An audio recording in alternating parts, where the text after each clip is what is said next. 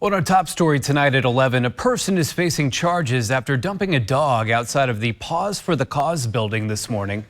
Officials say the dog was outside of the nonprofit in a crate for about an hour just as storms were about to hit the area. ABC 36's Anna Medina spoke with the organization about what they say is becoming a disturbing trend. It's a responsibility and it's a commitment that you make for 15 years. It's a problem officials say is becoming all too common. Pet owners abandoning their animals.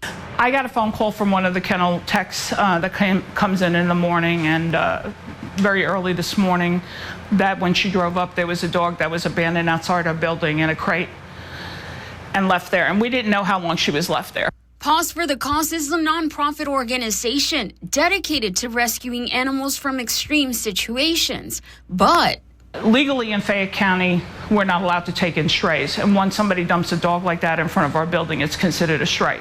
Anita Spreitzer with the organization says she was enraged, especially thinking about what could have happened if no one had seen the dog. And so many different factors could have happened this morning without us being able to find that dog. We have a big homeless community here in this area. They could have let the dog out of the kennel.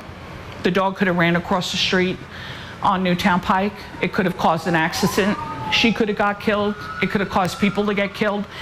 That's the wrong way of doing things. Spreitzer says because Paws for the Cause legally cannot take in strays, Lexington-Animal-Care and Control was called to pick up the dog. She says the dog was visibly afraid in her crate. The pit bull is now being taken care of at Lexington-Animal-Care and Control. As for the person who abandoned her, and that person now is going to be legally charged for abandonment, because there is a law here in Kentucky that states you cannot abandon an animal, and it's considered cruelty. And it is. And we're seeing this more and more. And in the rural areas, we're seeing dogs being dumped by the hundreds. And Kentucky's in a crisis right now, and we get it.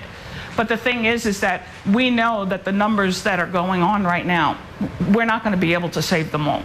Spreitzer says it's likely this year more animals will be euthanized than ever before because most shelters and rescues are at capacity. We're pleading and begging every single day for fosters to step up. We're pleading and begging for adopters to step up. Some of our supporters have handed out donations to defray the expense on some of the dogs that have been timers here, so we can discount their adoption fees so we can get them into homes. Adding that if anyone finds themselves in a position where they may need to give up their pet, you should do your research first. In Lexington, Anna Medina, ABC 36 News Now. Well, Spreitzer says the way they fund their facility is through donations. Donations and adoption fees are spent for the direct care of animals. Spreitzer says they're also hoping to build their community center, which will feature an expanded kennel area and low-cost spay-neuter.